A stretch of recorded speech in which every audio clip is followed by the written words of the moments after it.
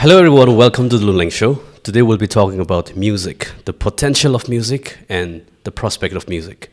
I think Nagaland is known for music. I think whenever we see people from Nagaland, they can just pick up guitar and any musical instruments and they can just sing wherever they are. But I think we need to understand better whether it is just our obsession without any vision or this is a reality, there is potential in doing that. Or whether we need to understand whether we're pursuing this, we're engaged in this without understanding where we are heading to. So for that purpose to understand, we have invited two musicians, and one is Mar Jamir, and he's the vocalist, or in other words, the lead singer of a very well-known band in Nagaland known as the Polar Lights. I think Polar Light is one of the local bands that I really listen to because I love their music. It's authentic, organic, and they just write their own songs, they compose their own music, and I love their music. Very clean, and I'm a big fan of their music. Thank you so much, Mar, for joining me in this conversation. Thank you for having me. Yeah, I've seen your performance. I've come and watched your performances for your band during Hornbill Festival. Okay. It was wonderful, and I'm glad and honored you're here. Yeah, thank you for having me. I've been following your show since, like I mentioned earlier, since the Sashi interview, and I'm also a very big fan. Actually, quite nervous because I don't usually go on podcasts and do, interviews and stuff. Right. So thank you for having me. I'm very honored to be able to talk to the two of you today. And yeah, great. I'm very looking forward to whatever we have in store today. Great. So excited. And on my right is Vikhie Rutsa, and she is the administrator as well as a piano faculty for Music Academy Kohima, and she's also the recipient of CM Fellowship for Music, right? And she has gone to Chennai and she has performed in many places. And she's currently teaching music, of course, piano. And as a recipient of CM Fellowship for Music, she has trained. She has trained herself for music in Chennai under A.R. Rahman in his music institute. Right. And I think this is wonderful. And I think they would be the best person to understand the potential of music and what can youngsters do with music, whether parents should encourage youngsters to pursue music, or we should start reconsidering something else. So thank you, Vikhie, for coming on the show, and I think this is wonderful. Thank you for having me. Yeah. Kind of nervous, but really excited also to, share this podcast with both of you as well. So thank you for having me here. Great. Yeah. Great. Nice to have you both. So I want to understand, let's say from Mar. Okay. When did you start picking up music? When did you learn that, this is something I can do? Music for me, I started quite early. So I think I wrote my first song when I was 11. 11-year-old kid. So yeah, I started writing songs at 11. Then eventually I got to a point where I wanted to explore more of that, that creative side of myself. Right. So decided to start a band with friends of mine. And, it's been 11 years now that I've been doing music, writing songs, still writing the same songs, still with the same band. Mm-hmm. So yeah, that's how, basically just a very short brief on how music started for me. Right. Well, that's interesting. As an 11 years old, you started writing music. So you knew where you wanted to go in future. In a way, yes. In a way. Yeah. So I don't mean to cut you off. Yeah. But absolutely. I always knew that I wanted to be involved in something that, that enables me to be creative. It does not have to be necessarily just music, but anything that involves me being creative, that is something that I've always been very curious about. Correct. So yeah. Correct.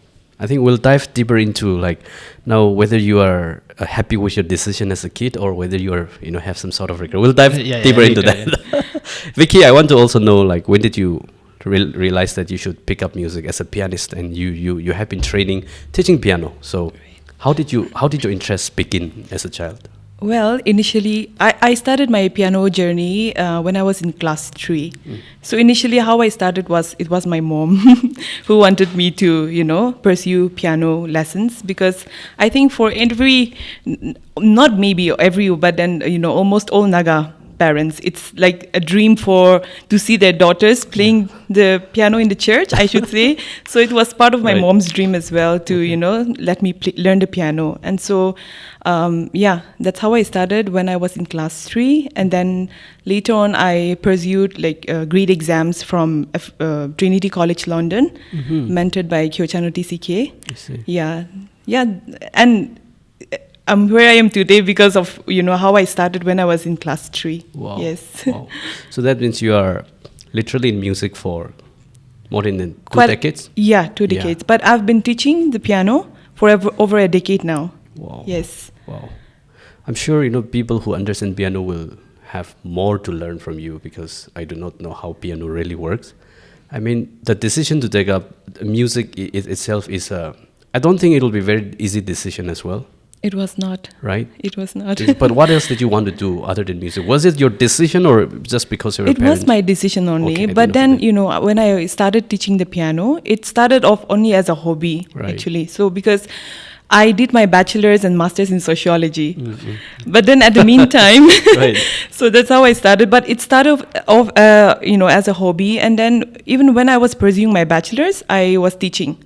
So I was a student of sociology, but at the same time a teacher, so that's how it works. And so, it was not easy. Yeah. So after I was done with my master's, I was asked to teach piano again. But then, our society as it is now, if we look back, when I say I'm teaching music or teaching piano, they would expect something from me to see it, like beyond teaching music, what are you doing? They want to hear something to do with government job, maybe. So it was quite disappointing, I should say, at times. But I think, as if I look here at the present scenario, I think I'm very thankful, for where I am today, enjoying what I'm doing. Yes. Great. I mean, that I can relate to. What is he doing other than YouTube, other than talk show? And that's what people are curious nowadays. That's something we cannot evade easily because we have not reached that stage. Anyway, Mar, I mean, I would like to know, you also studied your graduation. Yes, right? I did my BTech. BTech. Yeah. So I dropped out of BTech. Okay. So I was an engineering student. Whoa. I dropped out in my final year. Okay. Why did you drop out? I mean, if I may know. Because I was not happy. Okay, you're not happy with it. Just, just like I mentioned earlier, I was, I'm always very passionate about everything that I do. Mm-hmm. So at that point in my life, engineering was not it. Mm-hmm. So I wanted to do something that, I wanted to do something to add value to my life and to to add value to society. And by me doing engineering, I felt like I was being, in a way, very selfish. Not selfish, how would I put this? I was being very, just following what society expected of me. Yeah. So I needed to be a little selfish for myself. So I dropped out of engineering. My dad was not happy with me. But I think looking back, even now I feel like my dad would be proud of what I've been able to do with music and, just with my life. So, So, I mean, you dropped out of BTech engineering and what did you have in mind that if I drop out of this, I'm going to do this? So it was music? At that time, yes. Yeah. Music. So you knew that you could sing those days as well? Yes and no, because I've always been. No, I used to write songs and I used to be. I used to sing songs, but never in a professional setting. Right. So that was a whole very new world for me, just to dive into, just right after dropping out of college, to just dive into music. But that was, I think, a risk that I needed to take. Right. Just test the waters and find out if it's going to work for me or not. Because when I first put out my first song, as when Polar Lights, when we just first recorded our song and we put it out, we did not expect it to be what our music has become today. So I had a few friends on Facebook, on the internet, and I just wanted to share that music with those few people. But luckily, fortunately for me, it sort of picked up from there. And I've been doing music for quite a while now. Okay, been a decade actually. Okay. Well, that's interesting. I mean, like you really decided to do something that will make you happy in life. Yes. And I think that's important, dropping out of, like, after spending and investing so much money to go and study. I mean, in your case, you studied sociology, and that's you took another direction. I think the point of education is not to take up jobs based on that. The I mean, the point of education at times is, I mean, I would say most of the time is to be able to think for ourselves. Yes. Right? So not to just come and take up the job that is readily available here and just be happy. I mean, if you're happy, fine. But otherwise, yeah, I think that shows you guys really follow your heart and you guys are, go-getter, I think that's something very, very interesting.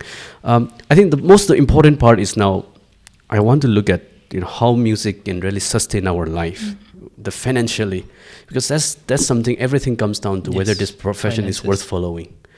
You may like doing it, but at the end of the day, if it doesn't fetch income for us, then it wouldn't make sense. And parents will definitely not support us. Society will look down on such profession at this moment. So I want to understand, just, whoever, any one of you, when it comes to your professional life and at the same time vis-a-vis your financial sustenance, how do you manage? I mean, she's... I think you can take over. How do you manage? For me... very open-ended. Yeah, teaching music is something like, you cannot be lazy. And for me, I'm a full-time music educator. Right. So if I missed out one lesson, it's every minute counts to make a living out of this, a means of living.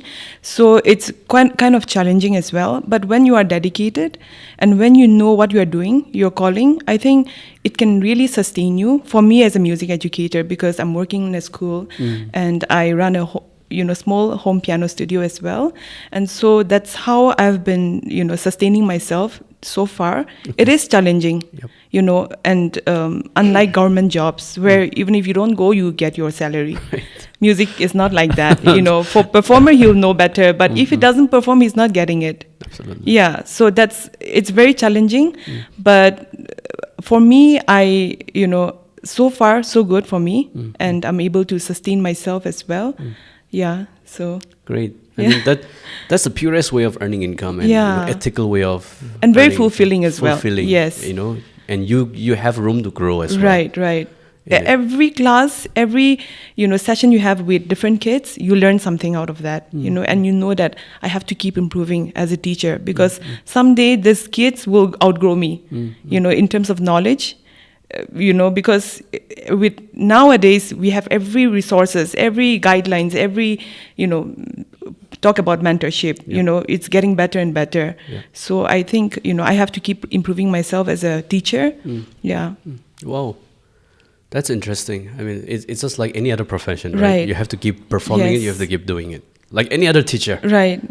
Interesting. Now, Mar, I mean, I have asked you that very open-ended question, but I want to know how much it takes, how much do you spend for writing one song and producing it? And once it is produced, I mean, you don't sell music.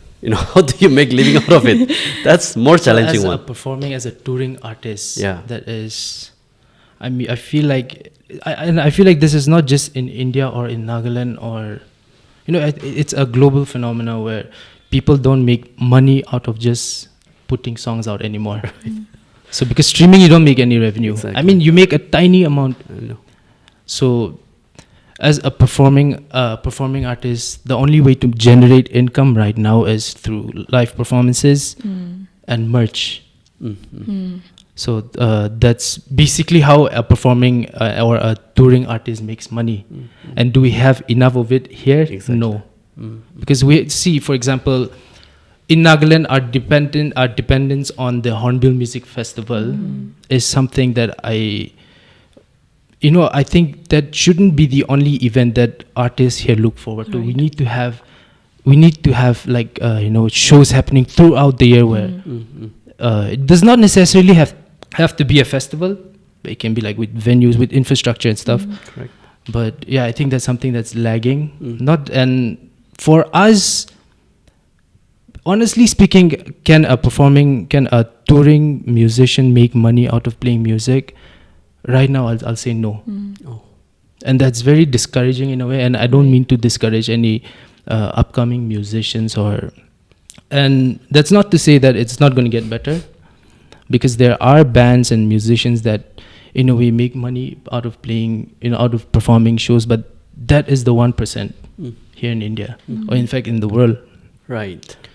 So yeah, it's a very challenging and excruciatingly, in a way, sometimes can be very discouraging. I'm sure. So yeah, that's basically the life of a touring musician.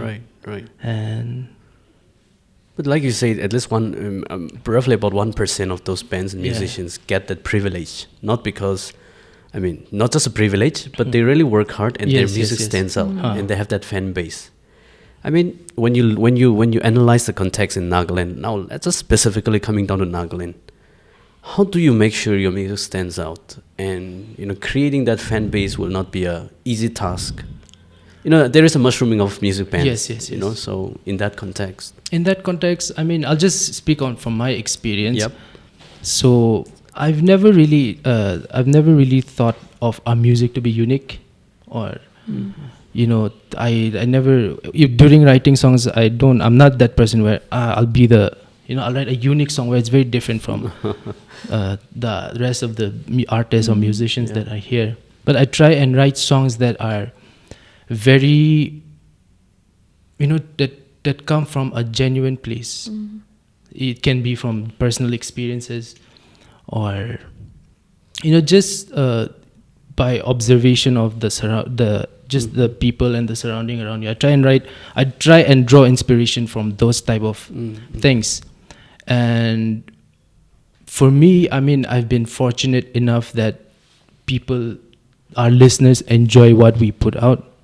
And there's not a step-by-step process where I can just advise people to you need to be able to write songs like this and that, because everybody has their own way of writing songs. But I think the most important thing has to come from a genuine place, and you need to be able to sometimes question and to go against what everything is. You just go against the things that are happening around you and speak the truth. So I think that's something I think it has to come from a genuine place for your music to just grow, as in for people to connect to it. Totally. You can't just write. I mean, I don't know if that made sense or not, but makes sense. You can't just get up one morning and say, I need to write song, and you just don't write like that, right? I think it's more or less the same for us as well. You can just, we need to talk, and we just don't talk. Like, you need to have that inspiration. No, I want to talk this. This is a breaking news, or this issue is very concerning. Sometimes we end up like, and inviting even to you guys is part of an inspiration. Some people think that it is high time we talk about music, because people don't know where it is leading us to. I think that's very, very important and very insightful, as in how we should approach music, how as a performer. And you are really giving us caution that, hey, the path is not always easy. It's not like a bed of roses that you can take up this kind of profession. I mean, also Vikhie, do you do anything else other than music, or other than training or teaching music? So I consider myself as a community-driven artist. Okay. Reason why I use that tagline is that I, beyond the four walls of the classroom, my passion is going for mission work, doing mission work with my music. And so that's what I've been doing so far, aside from teaching, in school and at home as well. And so I've been very much involved with the churches here in Nagaland, especially in Kohima and within, this area. And also I've been associated with the Angami Baptist Church Council, the council that I'm attached with. So I'm directly associated with them right now. And so, they have been a driving force for me to go for mission work and pursue what I'm passionate about. And so I've been able to go to a few places here and there in India, and as well as in Nagaland, to reach out to people who wants to learn music, but doesn't have the resources or the capacity to learn also. So that's what I've been doing so far. Yes. Right. I think, I'm sure you both will agree that parents, especially elders, have that reservation to support or encourage their children to pursue music, because there is some truth in it to make living out of it. Because like you all shared, the challenges are there, and you're seeing challenges.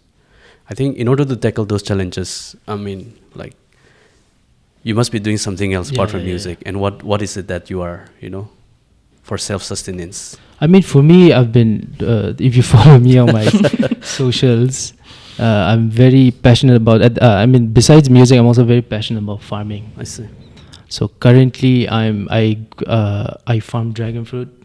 So yeah, I'm involved in dragon fruit farming. Then blueberries.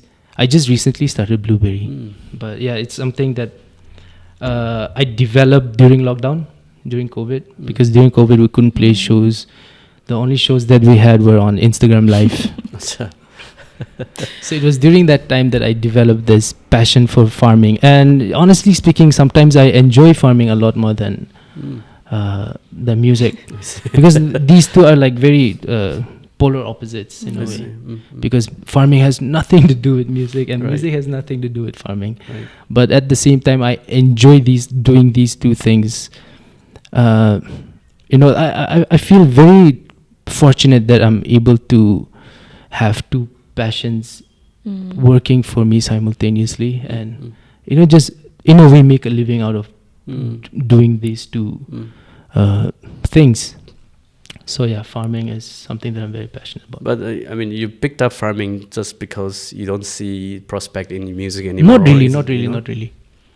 So farming was, I never really looked at it that way.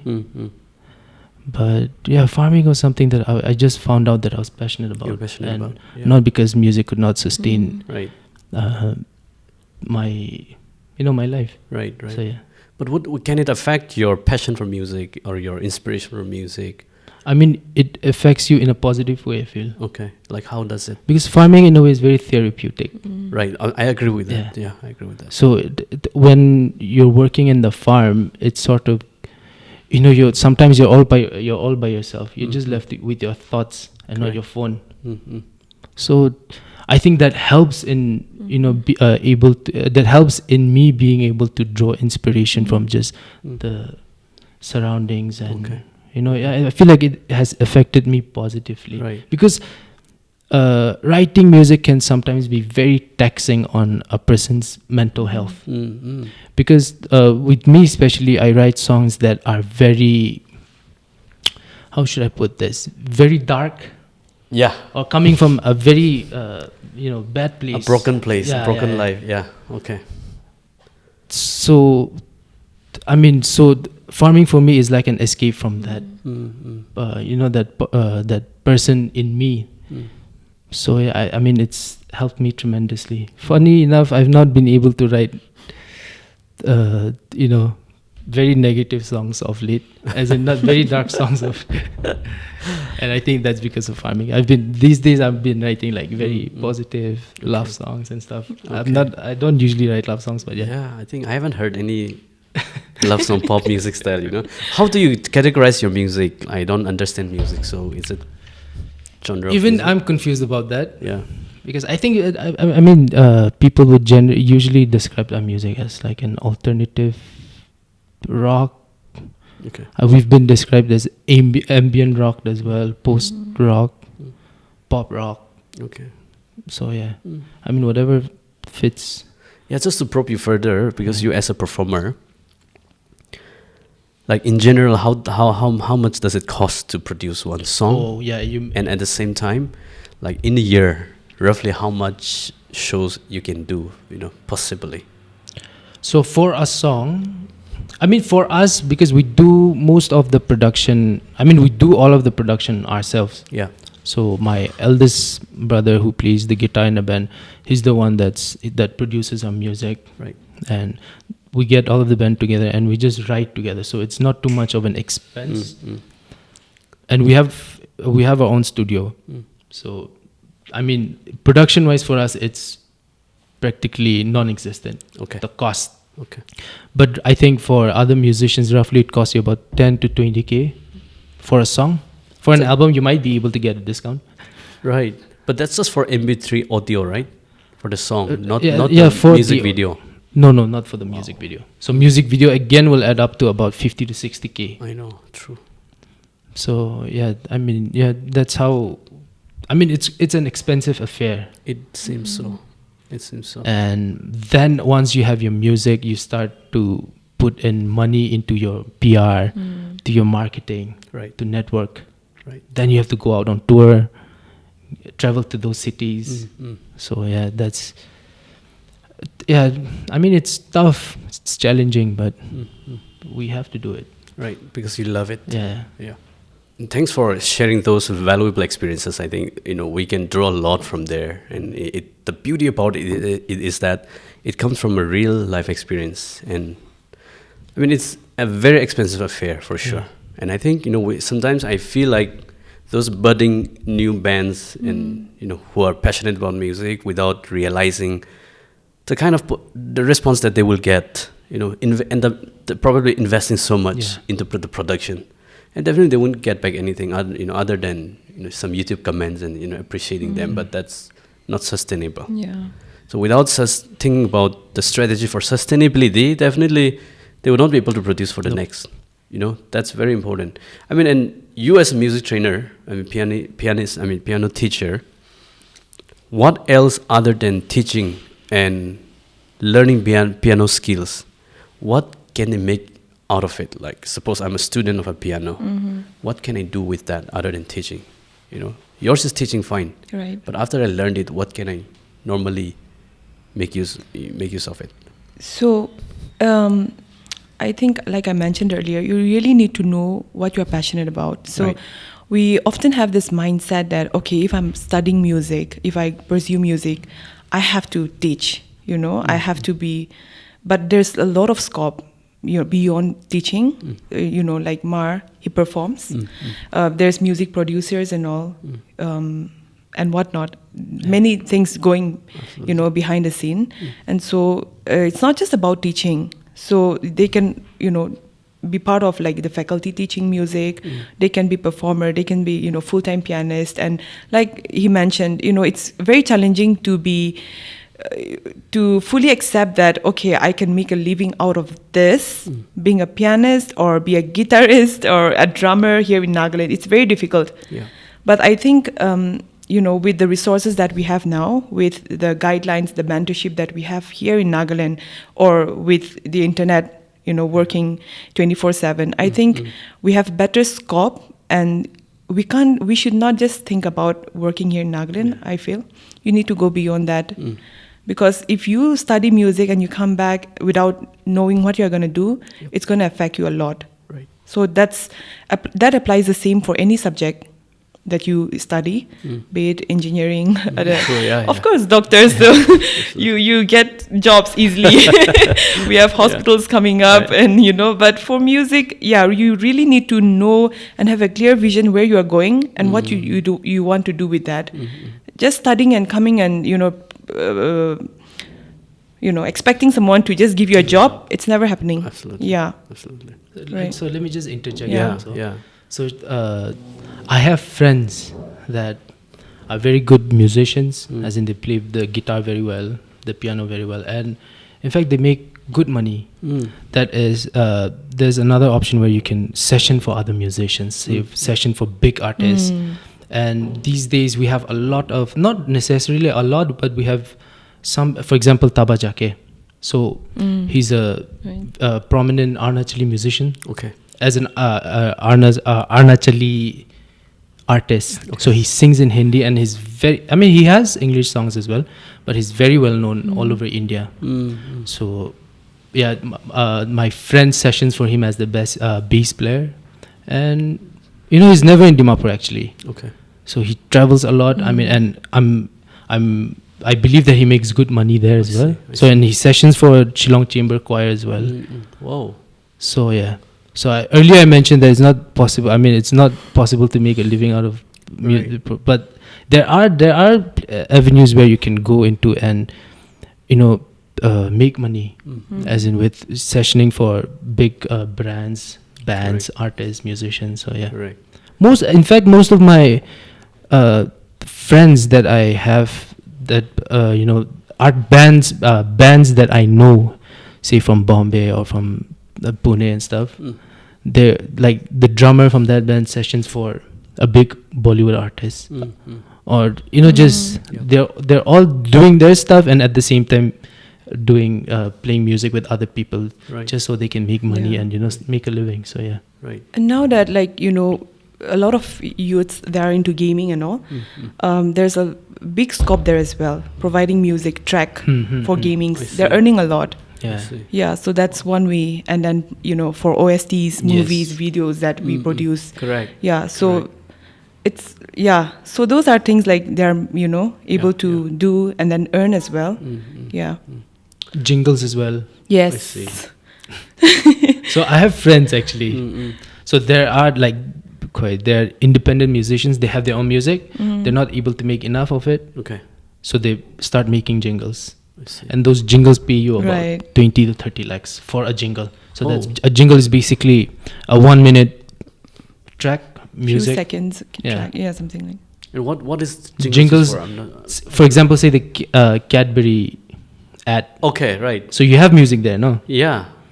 So those are actually most of them, not most of them, but say a small percentage of them are done by independent artists. So they make those jingles, they get paid very well, Right. but at the same time they have their own music. Okay.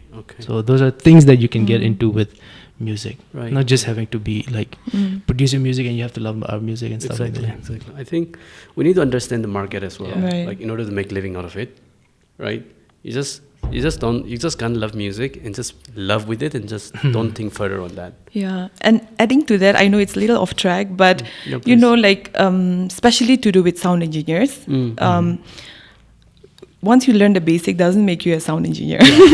I think we really have to understand that, because within Nagaland also, we have a lot of people hiring sound systems. We consider ourselves the sound engineer Sound for that expert, event, sound expert, but we really need to go in depth, and there's very few sound Good engineers, sound good engineers, yeah. ones here in Nagaland. So I think we really need to cross-check ourselves before you name yourself one. Yeah. So And maybe that's a sound engineer or something, because we hardly, like she mentioned, we don't have, we only have a few good sound engineers. So that is something a musician can maybe just get into and just understand sound, understand what the band or whatever he's engineering for. Right. Yeah, absolutely. Absolutely.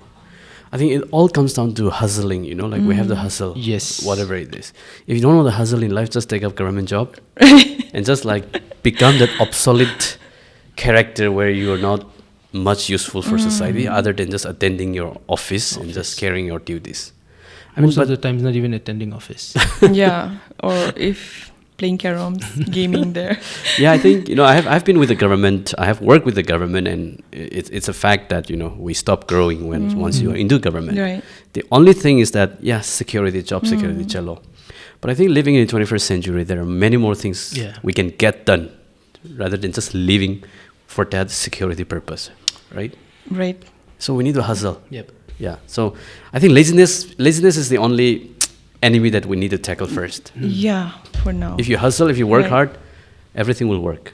Now, from our conversation with keeping the challenges and potentials in mind, I'm just coming to a kind of a conclusion that, okay. There is possibility, there's prospect, just that how good we are in it, how good we are at it, right? Yeah. So have you seen anyone other than yourself in your respective field, who makes a good living out of it and who are really performing well and who are making a great living out of it, by teaching music or by pursuing piano as a pianist? Yes. I would like to see some examples, not necessarily naming them, but if you know anybody. Yes, definitely. If you don't mind, I can name names Yeah, also, please. because I think it's very fortunate to be mentored by those, especially women. Okay. For me, in my case, because I've been very fortunate to be mentored by women, not just in terms of piano, but the way they live their lifestyle also. I think it's very inspiring.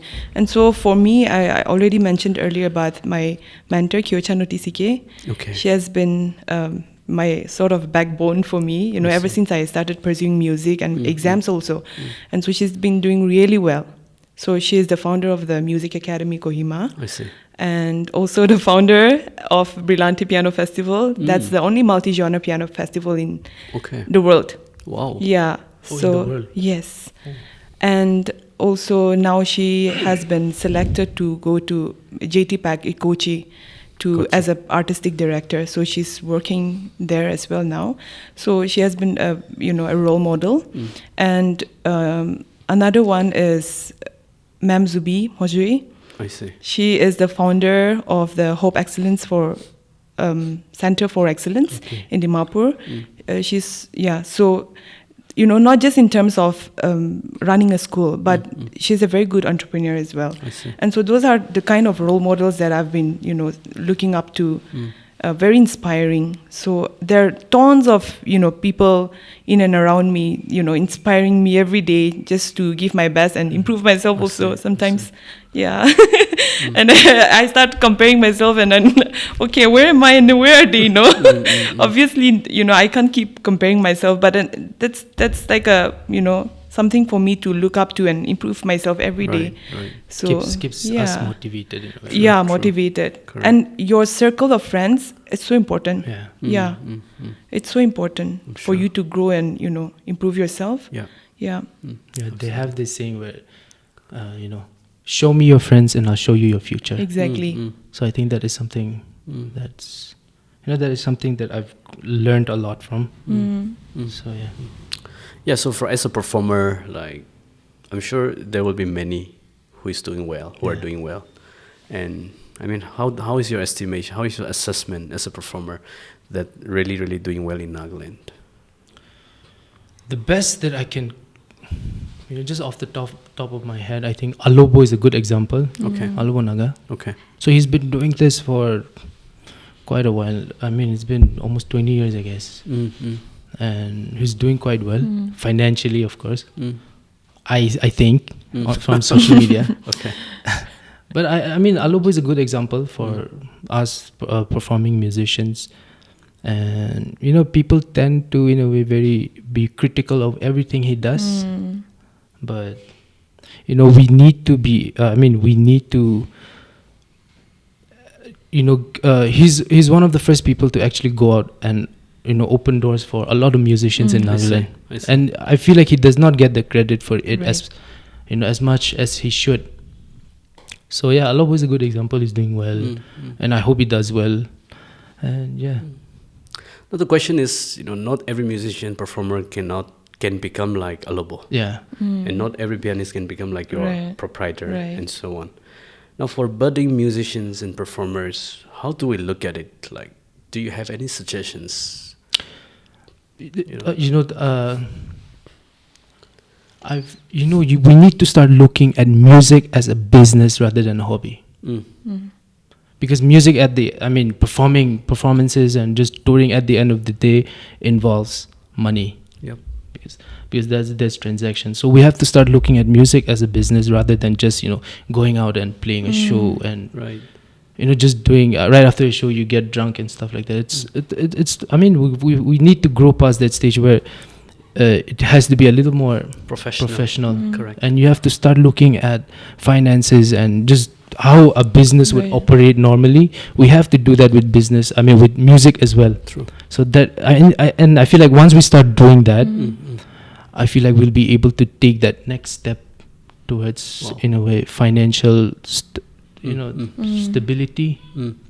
So yeah, for me, I feel like we have to start looking at music as a business rather than just a hobby. Absolutely. Because you're giving all your time, all your energy, resources for it. You can just spend such amount of time and energy for hobby, right? And not make any money. That's suicidal though. Yeah. That's suicidal. But, we can't really... we have to think about the society as well in terms of what I'm trying to say is that not just the present scenario, but then, a lot of artists are not getting paid on time. We expect them to perform at the right time, at the right show. But then, are they getting paid on time? Are they getting paid enough? That's one question that I think we as society also have to really ponder upon and, consider and be more considerate upon, towards the artist. And not me being, trying to criticize anyone or the church as well. But I think coming to church as well, expect a lot of free services from the Yep. artist. Mm. Yes, music is a gift from God. It is for God, but it is also a means of living for many artists Absolutely. who are relying on, Yeah. their performances to make a means of living. Mm-hmm. So I think we really need to consider that, and if at all, if we can, support them and help them sustain that just by paying them on time. Yeah. Also, instead of giving cups and plates after the performance, which is very sad, very pity. But I think we can be more considerate towards the artists also. Absolutely. Because the way we dressed up, if you call the artist to be at the show, we have to, ladies especially, have to work on the makeup, dressed up, transportation, everything. So that costs us a lot before we even, perform and be there for the show. Yep. So I think we have to really think about that. Yeah.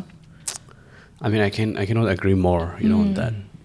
At the end of the day, nothing is free. There's no such thing as free lunch. So I think absolutely, stop expecting people to do anything for free. Right. Yeah. If you cannot afford, Don't do it. don't do it. Or maybe express, we cannot afford it. How do you think would you be able to come? Right. Then if the artist agrees to come, then that's another Yeah. different story. And for me, I'm a teacher, so my means of living is in, I can teach and then Right. do whatever I want. Right. So for me, I don't expect much, and I love to do, love to serve in church. I do that, but speaking mainly for the artists who are relying on the performance, it's so vital that Right. we really support them, and I really wish that this. This small talk will also make people Absolutely. understand that, Yeah. we need to really support, not by words, Exactly. but financially also be there. Yeah. I mean, they should be supported as much as in an event those who provide food to us, right? Food, for example, you won't keep the payment pending for those who cater food for your event, right? It's the same as that. Yeah, yeah. It's an Yeah. integral part of it, music. Right. So I mean, Mar, performance is of course challenging. You need to take along all your team, travel together, all the sounds, whatever music instruments you need. How do you manage like going to Mumbai, Delhi? It must be really challenging. I mean, yeah, we usually, what we do is, I mean, if you're talking about just carrying our equipment and stuff, we have to do it. Yeah, right. So we try and carry as little clothes as we can, and just all of the instruments. And our band is, I mean, I have my keyboards, I have my laptop, Right. then our guitar players, 2 guitars, then 3 guitars actually with the bass guitar. Then we have a lot of gears that we travel with most of the time. So it's challenging, but we have to make it work at the end of the day. So especially, but in the Northeast, when we do shows in the Northeast, it's we usually drive to whatever town or city we're playing in ourselves. So it's quite easy for us now in the Northeast. But if we're going to cities like Bombay, Bangalore, and stuff, We have to fly. Yeah, we have to fly there. Right. And but we've in a way figured out a technique where we try and book dates in Bombay or any just cities when we have like a big festival. If we've been booked to play a big festival, so the trick is the festival usually take care of your travel, of course, for your round trip. So what we do is we ask the festival to book our flight from Dimapur to say, for example, Guwahati. Then our way back, we ask them to book it from Guwahati to Bombay. Okay. So because the festival usually takes care of the round trip. Right. So that's a trick that we figured out. Okay. So we've been doing that. I hope you're not revealing your secrets here, I mean, if someone can take that advice and use it on their own, it's fine. Okay. So that's something we have to in a way be very strategic about how you move with music, right? Especially from Nagaland.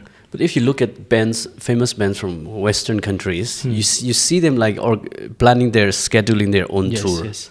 I mean, have we come to a stage where our local bands can also do that, where you will just, like plan all your tour at one go, and the fans and everyone will just come. We've done that once. Okay. But it's very hectic. I know. So this was back in 2019. So actually, we wanted to do more of it, but the Hectic part is fine. Yeah. We can take care of you or working for it. Yeah. But how was the response from the crowd? Fortunately for us, it was quite positive. Wow. So we had, I mean, surprisingly, we had fans in Pune, Bangalore, Wow. Bombay, and we had people show up to our shows, which was very surprising. So yeah, I mean, because these days, this is like an advice to just musicians, artists. These days with Spotify, the good thing about Spotify is you get to see whoever is listening to your music. So you get the analytics, the data. Correct. So when I mentioned earlier that you have to start looking at music as a business, that is something that you need to take into account as well. That collecting data and Makes sense. Yeah. Say for example, you want to do a tour, so you get the analytics from Spotify, from YouTube, and you find out which cities have the most listeners. So accordingly, we have to be able to just book gigs and it's not as tough as people would think to book shows in in Bangalore. Right. There are good venues in Bangalore where you can eat, but you need to write to them early. And so I think that's interesting. Yeah. I'm sure many people will learn a lot from you, especially the youngsters who have this interest, right? Because just to add to it, earlier I used to be, back initially when we started out, I was always of that assumption where we were always, we were always waiting for someone to call us and play their festival. That's something I'm scared of. Yeah, and so that is something we need to get rid of that thought where We'll just wait. we just wait. And if you don't get the opportunity, you'll complain. We don't get the opportunity and stuff like that. Yeah. So you have to be willing to go out there and write to venues, write to promoters, write an email.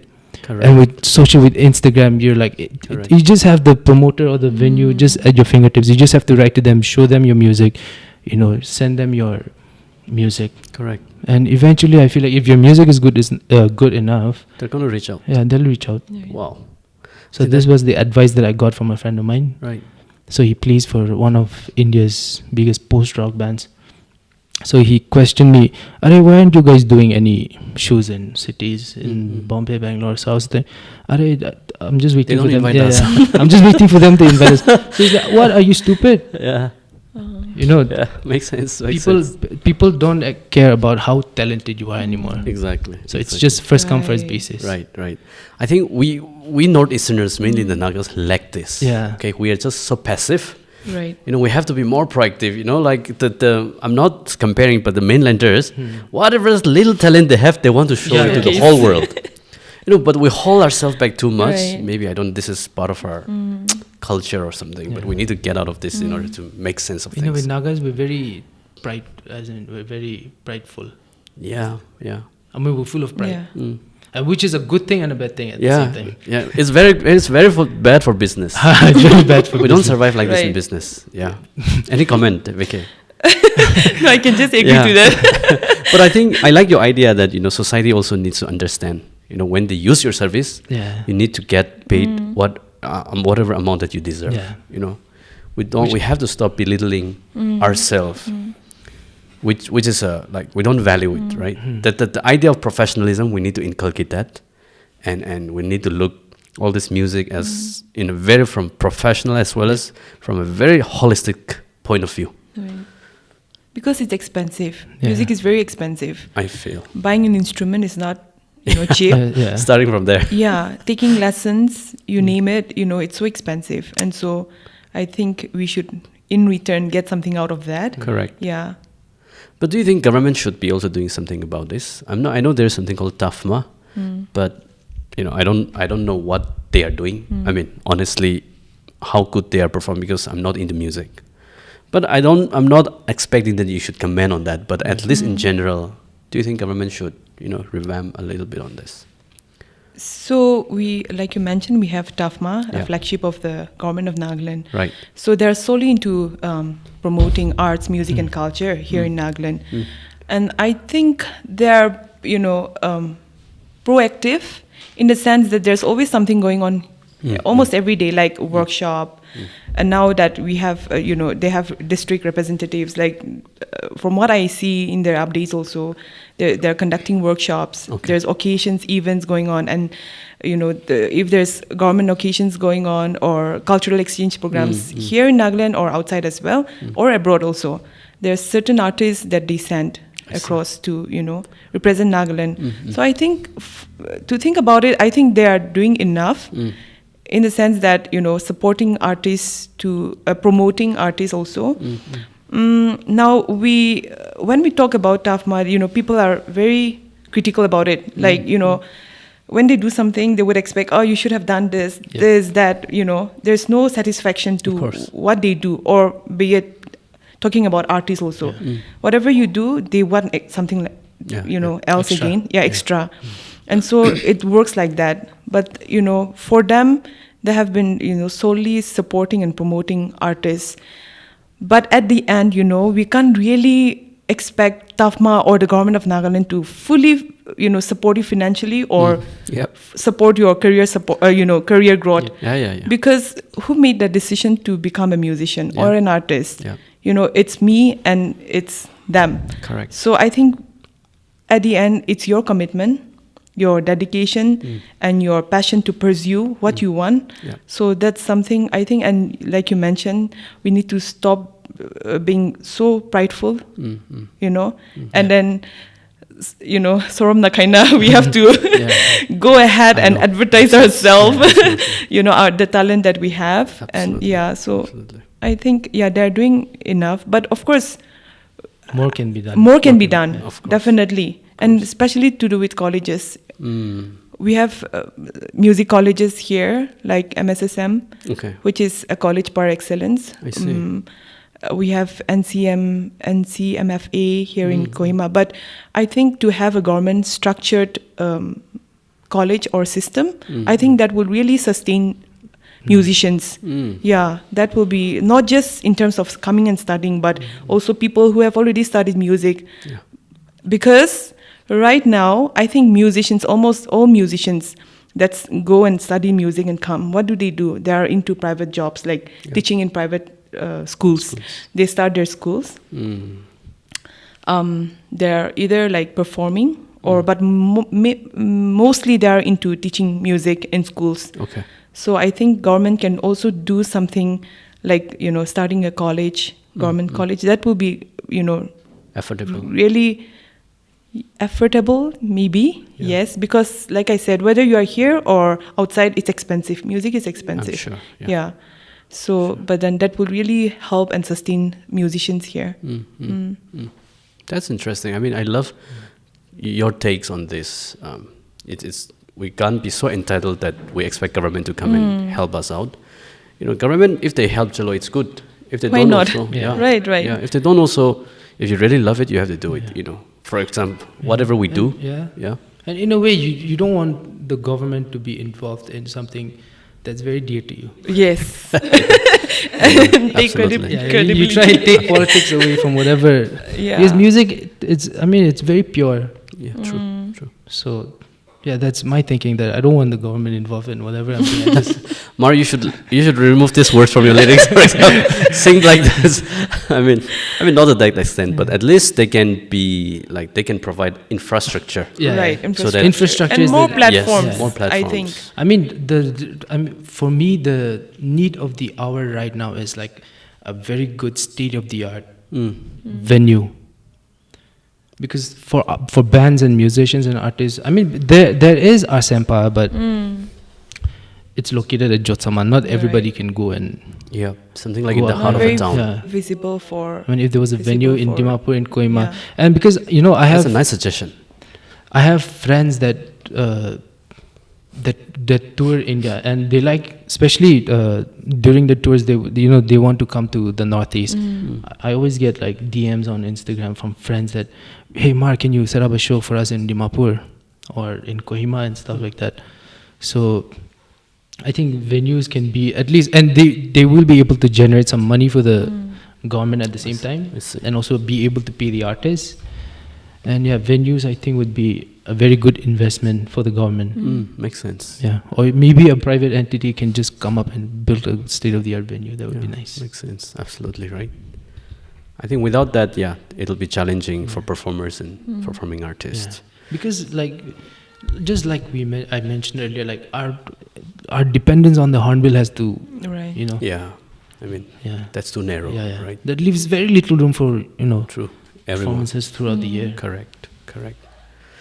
I think this is a very challenging field, and whoever decides to take up this field, needs to work a little harder than others. Right. I mean, regardless of profession, so we all need to do that, So thank you so much. This has been very enriching personally for me because I did not know much about music and I'm not a musician, I don't sing.